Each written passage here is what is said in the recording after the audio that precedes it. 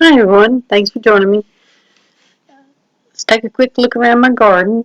I probably won't tell you about every plant, but I will try to point some of them out to you. I got those pots there as a gift. The rest of these I got on clearance. That's my geraniums I never got hung up, so I just set them there on the pot. Got a couple zinnias that had come up as a volunteer. The sunflowers behind me were supposed to be like a bushing type sunflower, but they wound up being just a one stalk. They're still pretty, but apparently these seed companies aren't making sure they're getting stuff packaged properly. I've seen other videos where people's gotten the wrong seeds. Now in my container here, I added some, I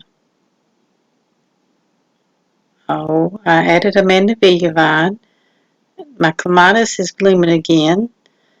And the caladiums, I added those caladiums. And do you know they bloom? I didn't know they bloomed, which really surprised me. This mandevilla vine is white, and the one I put in the pot beside it is pink. Now the clematis vine, it was my mother's. It grew up. It was really pretty this year. I guess probably because I moved it in the shade. And when it died back, I cut it all the way back to the ground, to the top of the soil, and it's come back out again. Love these caladiums. I love that red in them. The two pots over there I've had planted up for a couple of years. They've got hostas in it and heucheras. I also added the ivy. I need to get those potted in the ground. And you can see my little topiary I've started making. I did buy several different names of hostas. I love the variegated and the ruffled leaves. And I've added them to the shady area here. I will probably add more back in this area because it's right under the tree. The tree takes most of the nutrients out of the soil. And it's hard to get anything really to grow in that area, except for the hostas. They seem to be doing really good there. Now I do know that those caladiums were called candy. I bought a couple of the giant elephant ears, and the wind has really been hard on them this year. The tarp thing, or the fence screen that I added, has helped with the wind. And my camellia plant back there has done good since transplanting it down the hill.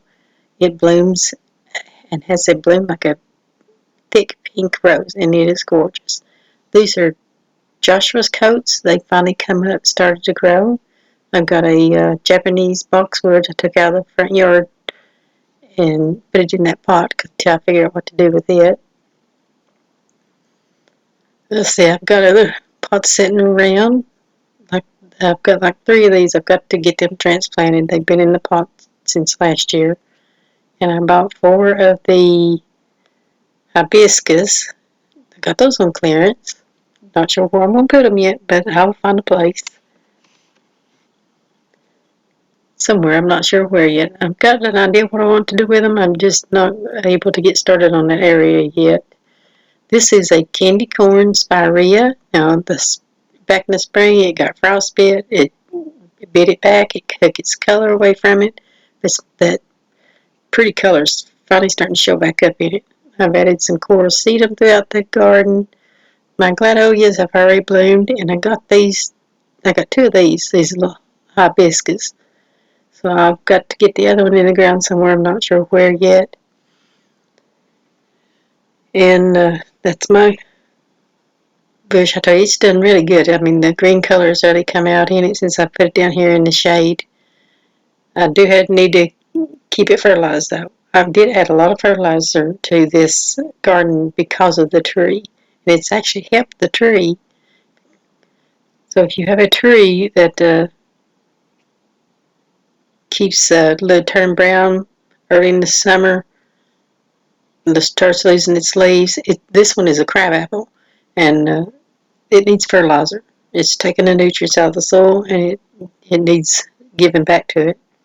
Love the dark color of the sunflower. The bees and the hummingbirds have enjoyed the garden, and that's made me happy to see them coming back around. This was a hanging basket, and I just stuck it in the ground, and it's done really good. My sedum is doing good. It's come up and blooming, and as you can see down in there, behind it there was some more clearance shrubs. The zinnias I kept from last year. They started those from seeds. The shrubs are. I can't think of the name of them right off the top of my head. I'm surprised that once I got them home and started taking care of them and watering them, that they actually are setting little blooms on them. They'll make a huge hedge or a huge shrub once I get them planted. Forgot the name of these three plants. But my other shrubs here that I brought down from the hill, they seem to be doing really good here. And I added some little daisies. Forgot the name of that. Oh, that was a salvia. And I got these here on clearance. There's one of them is setting a little bloom. I thought that I'll be done blooming by now, but they'll be really pretty next year. And I got them on clearance for $1 a piece, so you can't beat that. And I got a peony plant there. This sea thistle, I'm not sure what I think of it. In a way I kind of like it, and in a way I don't. The stems are really pretty on it, and the leaf part of the bloom, or the petal of the bloom, but I'm not sure that I'll like it. But I'm going to leave it. If it comes back next year, we'll see what it does, and then I'll decide then whether to leave it in my garden or take it out. I do have a honeysuckle vine growing on my arbor there. I had these begonias around these two bushes. Now these are Maker Marks pots, and the ones I bought a couple years ago have held the color on them better than those. And I've got these buttercream daisies, and I added some foxgloves back in there that I got on clearance. These flowers here, I can't think of the name of them off the top of my head right now, but they have really bloomed out pretty. I think I made a video about planting them. But the foxgloves, they'll come back next year. Here's some more of the zinnias I had.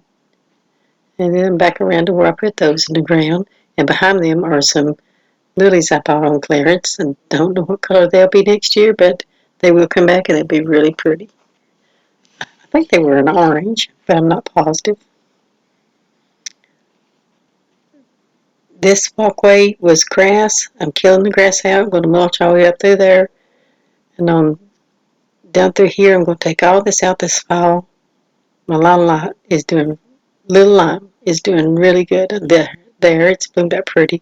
The end of this bed is gone to grass and weeds and everything, so I've got to clear that up. When I get time, I work a lot of overtime right now, so it's hard to get up there and do anything.